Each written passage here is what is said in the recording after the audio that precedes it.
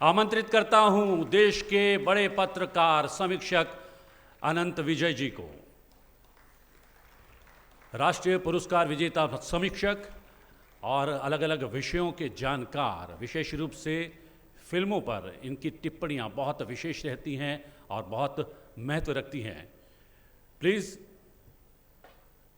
मैं आग्रह करूंगा अतुल गंगवार जी से कि वो आएँ मंच पर और हमारे आज के मास्टर अनंत विजय जी का स्वागत करें।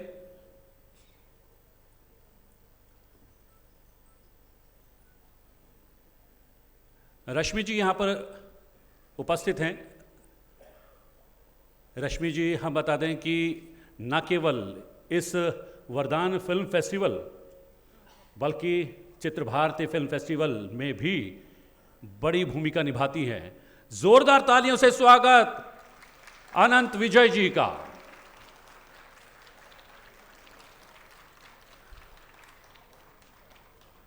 माइक उपलब्ध करवाएं, हैंड माइक्स प्लीज।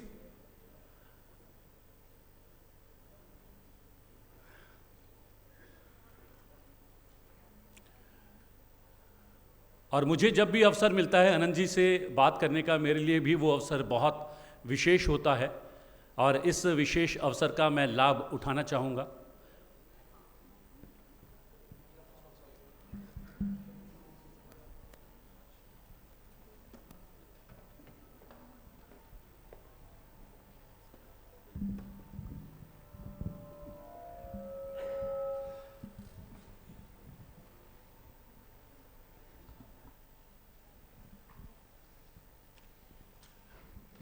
अनंत जी, बहुत बहुत स्वागत है आपका। और मैंने भूमिका तो बांध ही दी है। आपने विश्व सिनेमा देखा है, भारतीय सिनेमा देखा है, उसकी समीक्षा भी की है और अलग अलग फिल्म फेस्टिवल की ज्यूरी के सदस्य रहे हैं, मैं तो हूँ आप। लेकिन एक विषय जो मैंने उठाया है, हम देखते हैं कि स्पेन जैसे देश में, जो कि साइज़ में भी हमसे काफ़ी छोटा है और वहाँ की जनसंख्या भी हमसे बहुत कम है, वहाँ पर भी तकरीबन 10 लाख लोगों पर 50 के करीब लोग जो हैं अंगदान दिया करते हैं। अमेरिका में भी कमोबेश यही स्थिति है। लेकिन भारत, जहाँ पर लगभग 1.5 अरब लोग रहा करते हैं, वहाँ पर अगर देखें तो 10 लाख लोगों पर एक व्यक्ति भी अंगदान नहीं करता है। और सिनेमा चूंकि एक ऐसा माध्यम है, सिनेमा के माध्यम से लोगों तक संदेश दूर तक जाता है, एक ही बार में जो है लाखों करोड़ों लोगों तक वो संदेश पहुंचता है। सिनेमा की कितनी जिम्मेदारी होनी चाहिए? बहुत धन्यवाद प्रतिबिंब जी। सबसे पहले मैं दधीचि देहदान समिति के इस महत्वपूर्ण फिल्म फेस्टिवल की शुरुआत के लिए हृदय से आभारी हूँ, क्योंकि इस तरह के नीश फिल्म फेस्टिवल की इस देश में बहुत आवश्यकता है। आपने जिस समस्या की ओर और जिस आंकड़े की ओर यहाँ बैठे लोगों का ध्यान आकृष्ट किया, मुझे लगता है कि उस कमी को पूरा करने की दिशा में उठा हुआ एक कदम है ये वरदान फिल्म फेस्टिवल। सचमुच कमी है। मैं जब फिल्म की दुनिया को देखता हूँ और फिल्मों में देखता हूँ तो बहुत कम, मतलब मैं जब अतुल जी ने मुझे इस कार्यक्रम के लिए आमंत्रित किया तो जब मैंने इस पर रिसर्च करना शुरू किया तो बहुत कम फिल्में हैं, बहुत ही कम फिल्में। 2-4 नाम लेके कोई फ़ायदा नहीं है उसका, लेकिन कोई महत्वपूर्ण फिल्म, एक ट्रैफिक का नाम ले लेंगे कि हरित कॉरिडोर बना दिया और वो हो गया, किसी ने लीवर दान दे दिया। अंगदान और देहदान की समस्या को लेकर भारतीय सिनेमा जगत उदासीन है। उनके सामने भी वही समस्या है जो समाज में समस्या है, क्योंकि वो भी समाज के ही हिस्सा हैं, वो भी जागरूक नहीं है। अब आप देखिए, सलमान खान की एक कोई फिल्म आई थी, उसमें कितना उपहासजनक तरीके से देहदान का वो जिक्र किया गया उसमें। तो दरअसल वो इसकी गंभीरता को नहीं समझ पाते हैं कि इससे, मैं बाहर आ रहा था तो बोर्ड पे दिखा मुझे कि एक व्यक्ति के देहदान से 8 व्यक्तियों की जान बच सकती है। अभी बोर्ड लगा हुआ है। ये लोगों को बताने की आवश्यकता है, क्योंकि हमारे जो सामाजिक मूल्य हैं उसमें देह से बहुत प्रेम है। तो देह किसी के काम भी आ सकता है, ये बताने का काम फिल्म को करना ही चाहिए। और मुझे लगता है फिल्म वालों ने बहुत सारी चीज़ों को लेकर ये काम किया भी था। जब देश हमारा स्वाधीन हुआ तो वी शांताराम ने दहेज नाम की फिल्म बनाई, मुझे लगता है 1952 या 54 की फिल्म होगी, ठीक वर्ष नहीं याद है। लेकिन उस दहेज फिल्म से प्रेरित होकर बिहार विधानसभा ने दहेज उन्मूलन कानून बनाया, और ये बिहार विधानसभा की जो कार्यवाही है, जो प्रोसीडिंग्स है, प्रतिबिंब जी उसमें दर्ज है। तो एक जमाना फिल्मकारों का वो भी था कि आप बाल विवाह पर आक्रमण कर रहे थे, विधवा विवाह को प्रोत्साहन दे रहे थे। अब समय है हमारे यहाँ कि अब अंगदान जैसे महत्वपूर्ण विषय को उठाकर हल्के फुल्के प्रयास होते हैं। जैसे बहुत सारी गंभीर बीमारियों पर, ऑटिज़म पर अगर बात करें तो ऑटिज़म के बारे में भी जागरूकता हमारे समाज में नहीं है। वो बच्चे पागल नहीं होते हैं, लेकिन बहुत आराम से कह देते हैं कि आपका बच्चा पागल है। चाहे एस्पर्गर्स होते हैं, चाहे अटेंशन डेफिसिट वाले बच्चे होते हैं, तो इन सब की महत्ता को, महत्वपूर्ण होने की जानकारी देने के लिए अब एक फिल्म आमिर खान ने बनाई। देखिए कितना बड़ा प्रभाव पड़ा तारे जमीन पर कि लोग सेंसिटिव हो गए स्पेशल चाइल्ड को लेके। तो अगर कोई बड़ी बजट की फिल्म देहदान को लेकर बनाई जाए, और ये आवश्यक नहीं है कि उसको डॉक्यूमेंट्री स्टाइल में ही बनाया जाए, वो पूरी फीचर फिल्म बने, पूरे मनोरंजन के सारे अवयव हों, लेकिन बहुत सटल तरीके से उसमें अगर हम अंगदान और देहदान को प्रमोट कर सकेंगे तो मुझे लगता है कि समाज का भला होगा। और मैं बहुत आशान्वित हूँ कि जैसे रानी मुखर्जी ने टैरोट सिंड्रोम पर एक फिल्म बनाई जो हकलाने का सिंड्रोम होता है, तो लोगों को पता चलता है, उससे एक समाज में संवेदना पैदा होती है कि अरे इसकी प्रॉब्लम है, उसको हकला कहकर उसका उपहास नहीं उड़ाते हैं लोग। तो फिल्मों का ये एक बड़ा दायित्व है, और मुझे लगता है कि अभी तक हमारी जो खास तौर पे हिंदी फिल्म है वो इस दायित्व को निभाने में असफल रही है अपनी अज्ञानता के कारण। और सबसे बड़ी बात है कि हमने प्रयास किया है अपना दायित्व निभाने का, और वरदान के रूप में विश्व का पहला अंगदान देहदान पर जो है इस तरीके का फिल्म फेस्टिवल है, और स्पार्क नज़र आ रहा है। ऐसा नहीं है कि लोग बिल्कुल ही सुप्त अवस्था में हैं। यहाँ पर 100 से ज़्यादा फिल्में आई, और जब चुनाव किया गया, अंतिम चुनाव हुआ, तो तकरीबन 70 के करीब जो है अंतिम चरण में पहुंची, और उसमें भी बहुत महत्वपूर्ण प्रतिस्पर्धा देखने को मिली हमें।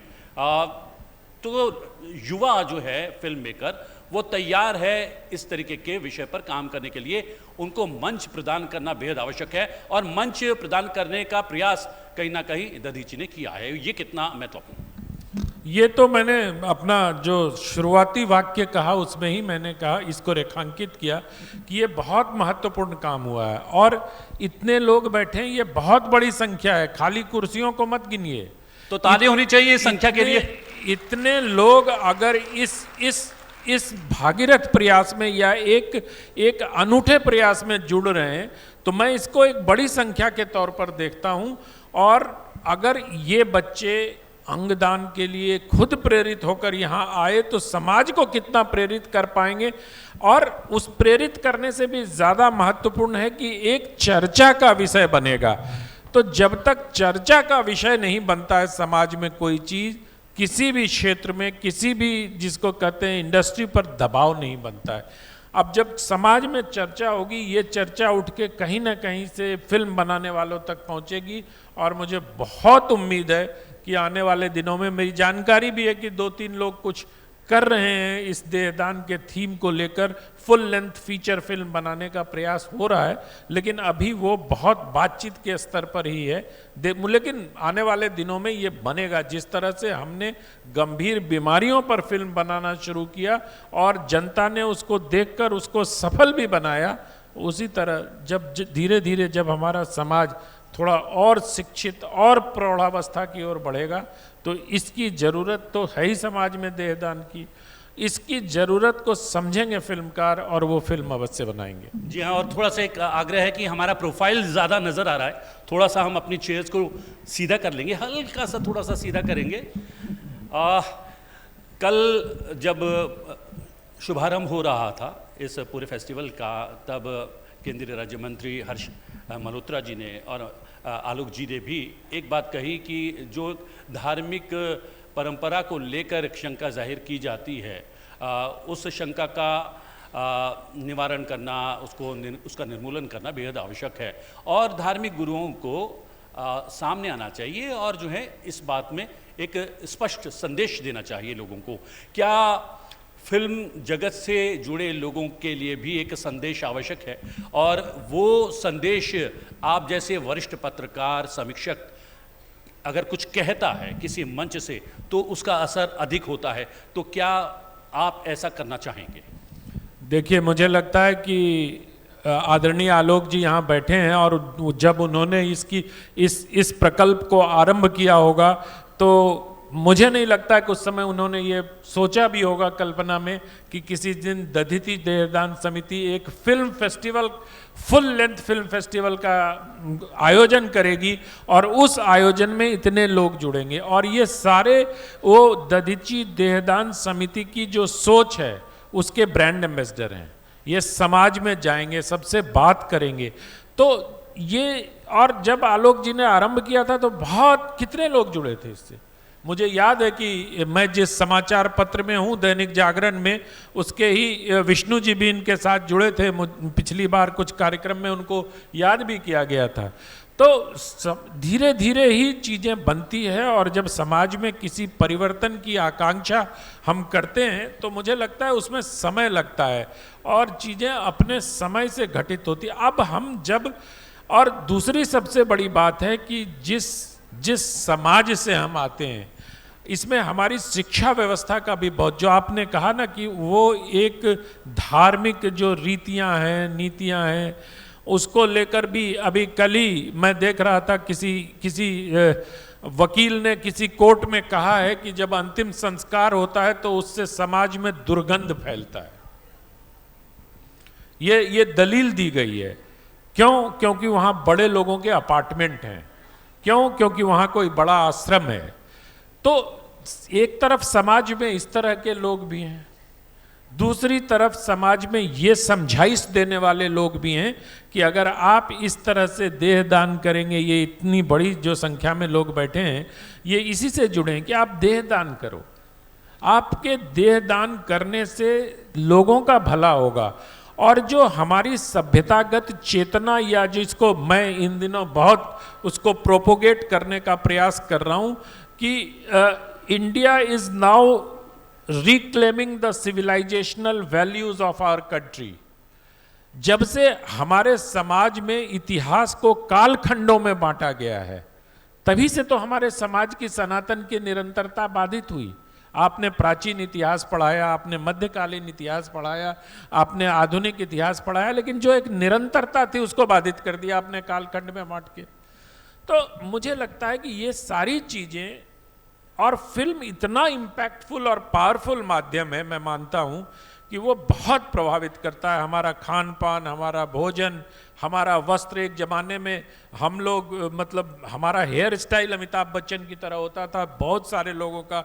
एक जमाने में बेल बॉटम का अगर फैशन चला था तो वो नटवर लाल से प्रेरित होकर, फिल्म नटवर लाल के अमिताभ बच्चन के बेल बॉटम से प्रेरित होकर चला था। और तो और बॉबी प्रिंट नाम ही हो गया, वो जो गोल गोल प्रिंट पहनते हैं लोग, उसका नाम ही सिनेमा के नाम पे हो गया। तो इससे हम ये समझ सकते हैं कि फिल्मों का इम्पैक्ट हमारे समाज जीवन पर कितना है। इसलिए अगर देह दान को लेकर, अंग दान को लेकर हम फुल लेंथ फीचर फिल्म बनती है और तमाम अवयवों के साथ बनती है, सिर्फ डॉक्यूमेंट्री स्टाइल में नहीं बनती है, तो उसका बहुत इम्पैक्ट होगा। और मैं आशान्वित हूँ, मैं आशावादी हूँ कि ऐसी फिल्म अवश्य बनेगी एक न एक दिन। और अगली बार आप कह रहे हैं कि वरदान फिल्म फेस्टिवल में 100 से एंट्री आई। मैं तो मुंबई इंटरनेशनल फिल्म फेस्टिवल के जूरी में था, वहाँ 5 फिल्में मुझे दिखाई दी थी आज से 17-18 साल पहले, जो इस तरह की थी। अगली बार आपके पास 200 फिल्में आएंगी। क्या बात है, ये आप मान के चलो। जी हाँ, कहते हैं कि 100 मील का सफर भी पहले कदम से प्रारंभ होता है। पहला कदम दधीचि देहदान समिति ने रख दिया है वरदान फिल्म फेस्टिवल के माध्यम से, और यहाँ पर तालियां बज चुकी हैं। यहाँ पर उपस्थित जन समुदाय के लिए भी, छात्रों के लिए भी इतनी बड़ी संख्या में आप लोग उपस्थित हैं इस मास्टर क्लास में। क्या मैं ये जानना चाहूँगा कि आप लोगों ने जो स्क्रीनिंग हो रही हैं फिल्में, लगभग 70 के करीब फिल्में आई हैं, उनमें से कुछ फिल्में देखी हैं, कुछ हाथ उठाएं। ये मैं इसलिए भी कह रहा हूं क्योंकि मैंने प्रारंभ इससे किया था कि मैं यहां पर बैठकर पूछताछ नहीं करूंगा अनंत जी से, मैं तो बहुत बार बात कर चुका हूं, मिलता रहता हूं। मैं आपके माध्यम से चाहता हूं कि कुछ प्रश्न जो हैं इस सत्र में निकलें और उसका उत्तर जो है अनंत जी दे पाए। मैं आपके मध्य आऊंगा कुछ प्रश्नों के उत्तर जानने के लिए, और प्रश्न होंगे आप सभी के। हाथ उठाएं किसी के पास।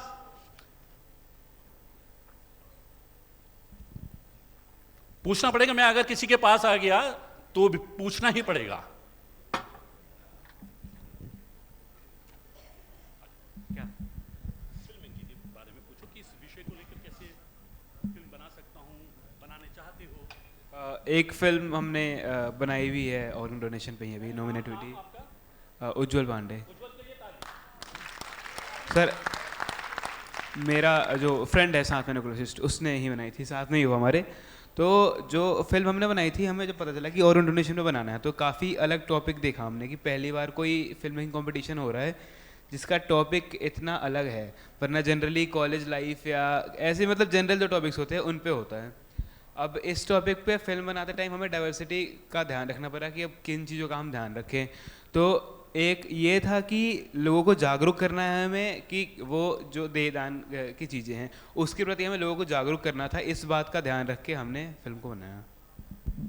आपको बहुत बधाई। और आपके फिल्म की लेंथ कितनी है, कितनी बड़ी फिल्म है, कितने ड्यूरेशन की है? हमारी मूवी लगभग 20 मिनट्स की है जी। बहुत बढ़िया। यही 20 मिनट्स 220 मिनट्स में भी बनेगी, क्योंकि आप जैसे युवाओं ने जब इसको ठान लिया है तो दुनिया की कोई ताकत नहीं रोक सकती कि भविष्य में ये फुल लेंथ फीचर फिल्म की ओर आप बढ़ेंगे। Thank you so much. तो लेंथ को अगर अनंत जी मल्टीप्लाई करना हो, जैसा कि आप बार बार कह रहे हैं कि अभी शॉर्ट फिल्म बनी हैं, अभी फुल लेंथ मूवीज भी बनेंगी इन विषयों पर, उसके लिए क्या कुछ कहना चाहेंगे, क्या राय देना चाहेंगे, क्या टिप्स देना चाहेंगे यंगस्टर्स को? नहीं, यंगस्टर्स को कुछ कहने की आवश्यकता नहीं है। हमारा जेनजी नेपाल और बांग्लादेश का जेनजी नहीं है, वो बहुत समझदार है। क्या बात हमारे है? जेनजी को पता है कि रास्ता सफलता किस तरफ से जाती है, वो विनाशकारी नहीं है, वो सृजनकर्ता जेनजी है। कौन है आप? हाँ, लड़कियों में से कोई आ जाओ, जल्दी से उठ जाओ।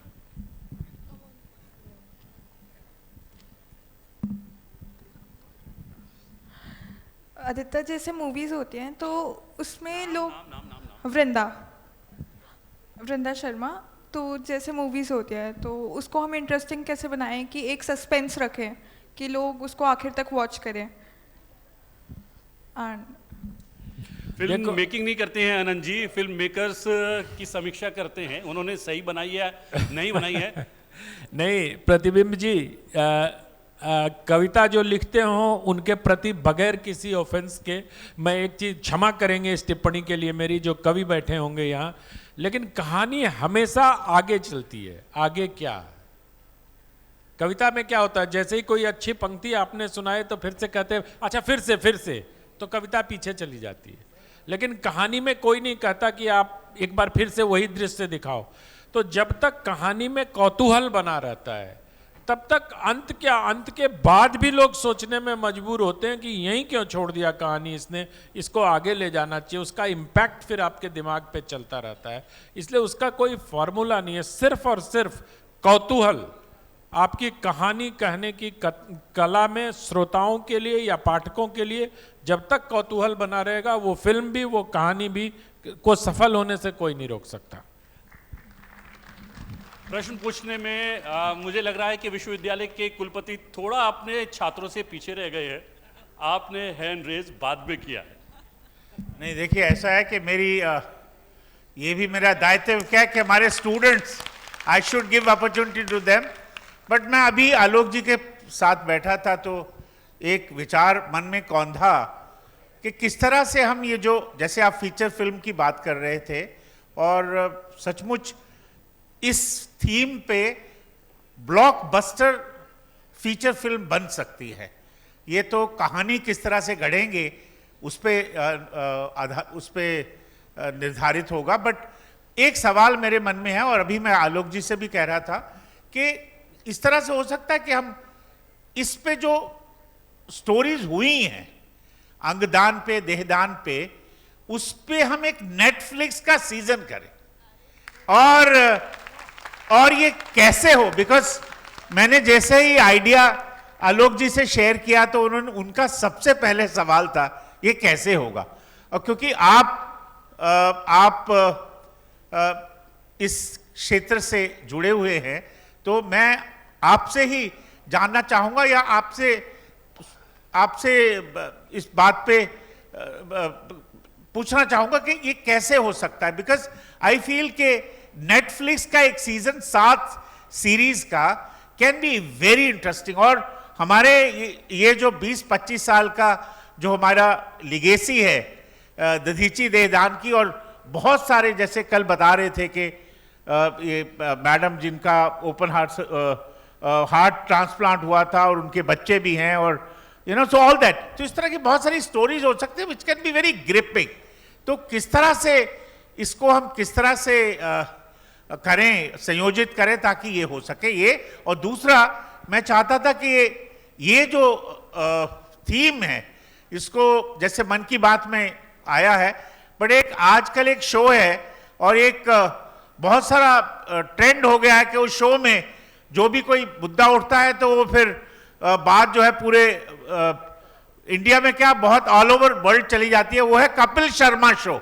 तो किस तरह से कोई हमारा कोई इस तरह का मैस्केट, दधीची दान का मैस्केट उस कपिल शर्मा शो में जाके इसको प्रमोट करे। ये दो मेरे आइडियाज थे which I wanted to share with you. Thank you. जी हाँ, इस विचारों पर जो है आपके उत्तर लेंगे, स्वागत कर लेते हैं केंद्रीय राज्य मंत्री हर्ष मल्होत्रा जी हमारे मध्य हैं, और उन्होंने भी बहुत सारे बिंदु कल अपनी बात में उठाए थे, और उन्होंने कहा भी था कि इस विषय की और हमें थोड़ा सा आगे बढ़ना पड़ेगा। एक बहुत बड़ा विषय नेटफ्लिक्स क्योंकि छा गया है OTT के माध्यम से, और वहाँ पर क्या इसलिए आपसे पूछा है कि सम विचार के लोग यहाँ पर, अलग अलग क्षेत्र के लोग यहाँ पर बैठे हैं, वो सारे विचार संवेद रूप से एक जगह आए और बड़े प्लेटफॉर्म पर इस विषय को कैसे उठाया जाए।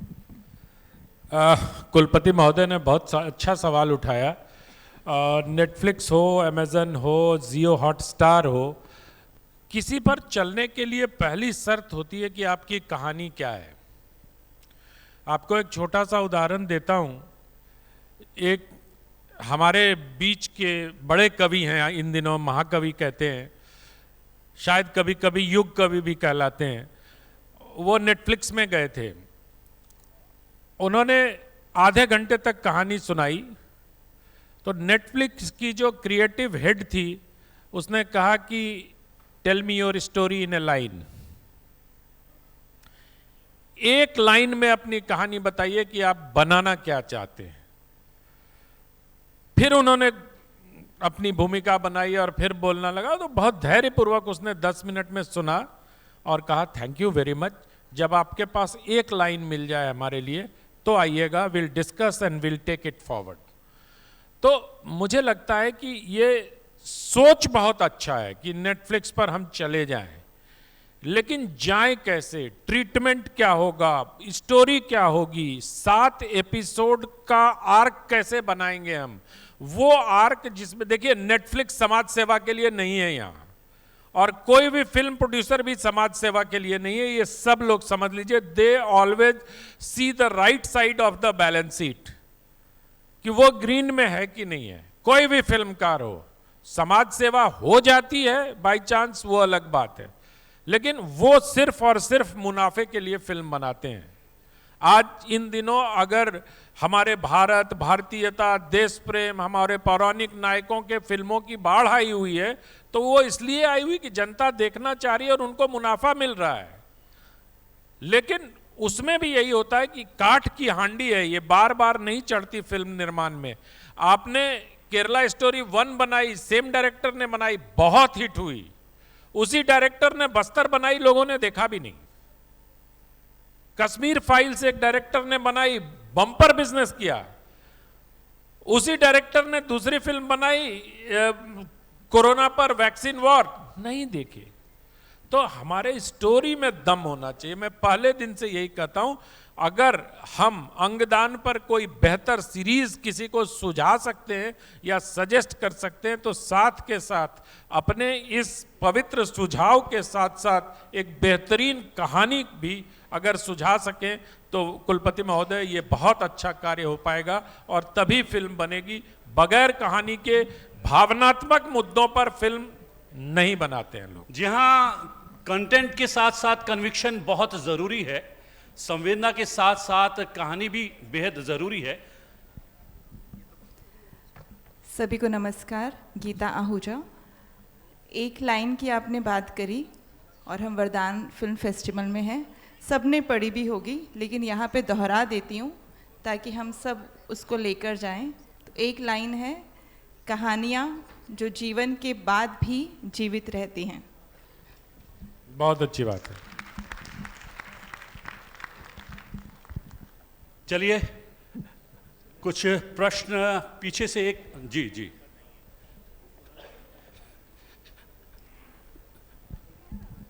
नमस्कार जी, मेरा नाम सुदीप साहू है, एडवोकेट हूँ।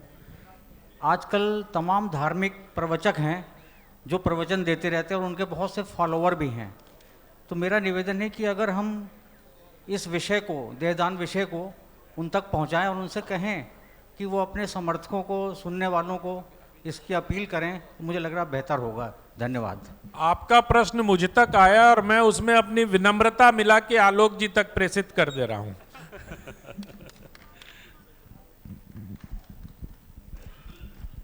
नमस्ते सर जी, मेरा नाम रवि कुमार है और मैं इसी कॉलेज से पत्रकारिता की पढ़ाई कर रहा हूँ। मेरा प्रश्न यह है कि भारत संस्कृति में दान को सर्वोपरि रखा गया है, लेकिन यहीं पे हम कुछ संगठन को या कुछ जो परंपरा की पालन करते हैं उसमें दाह संस्कार का ये खंडन नहीं करता और ऐसा वो कहते हैं। तो इसके ऊपर आप क्या कहना चाहेंगे? देखिए, बहुत अच्छा प्रश्न है आपका कुमार साहब। कल ही मैं आचार्य रामचंद्र शुक्ल का एक लेख पढ़ रहा था जिसमें उन्होंने दान की विभिन्न श्रेणियां बताई हैं और फिल्म और इसको लेकर एक ही कॉमन है, इसमें हर कंटेंट के पीछे एक इंटेंट होता है। कंटेंट का इंटेंट क्या है, आप दान कर रहे हैं उसके पीछे की धारणा क्या है, उसके पीछे आप लक्ष्य क्या है, उसका उद्देश्य क्या है। क्या दान आप इसलिए कर रहे हैं कि किसी पंडित जी ने कहा है कि आप दान करेंगे तो आपको अमुक चीज मिल जाएगी, हर शनिवार को काला कपड़ा और तिल दान करेंगे तो आपका दिन अच्छा रहेगा। एक दान ये भी होता है। एक दान होता है बगैर किसी इसके, आप सर्दी में निकले और आपने दान किया। तो कहीं कोई सिर्फ और सिर्फ आपके प्रश्न में मुझे यही लगता है कि हमारे समाज में जागरूकता की थोड़ी कमी है और आप जैसे पत्रकारिता के छात्र अगर इस मुद्दे से जुड़े हैं तो मैं आशावादी हूं, मैं उम्मीद करता हूं कि ये मुद्दा बहुत आगे जाएगा। जी हाँ, जैसा कि हमने प्रारंभ में कहा कि आज का दिन बहुत विशिष्ट है। कल शुभारंभ हुआ, आज अवार्ड फंक्शन है।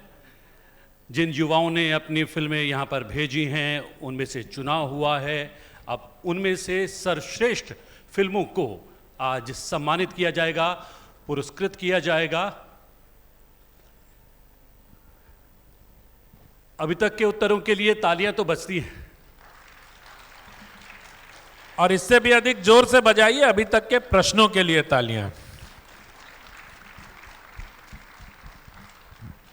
तो हम संपन्न करते हैं आपकी बहुत मास्टर धन्यवाद। क्लास। लेकिन अंतिम टिप्पणी कुछ बच्चों को टिप्स दीजिए कि आने वाली राह कैसे होगी। और जैन जी की आपने तारीफ कर दी है यहाँ पर और खुश भी हैं बच्चे आपकी। नहीं, मैंने प्रशंसा नहीं की जैन जी की, मैंने उनका यथार्थ बताया।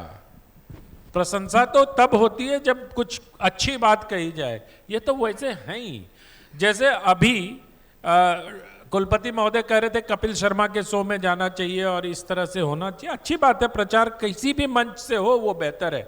लेकिन जैन जी की मैं एक बात कहता हूँ, अभी नेटफ्लिक्स की भी बात हुई, हमारे यहाँ लगातार ये प्रचारित किया जा रहा है कि हमारे युवाओं का कंसंट्रेशन स्पैन 6 सेकंड हो गया है। कैसे पता चला? किसने बताया?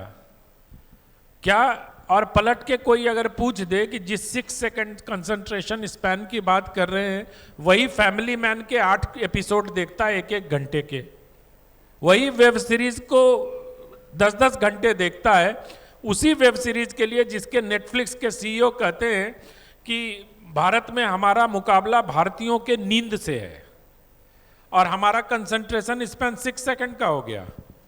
ये सिर्फ मार्केटिंग टूल है, हमारे जिंदगी को कंटेंट ओबीज बनाने का एक दुष्प्रयास है। आज मतलब मैं भी 1 घंटे 1.5 घंटे के बाद मुझे एहसास होता है कि मैं क्या रील देख रहा था। हमें पता नहीं है कि अगला क्या देखना है हमें।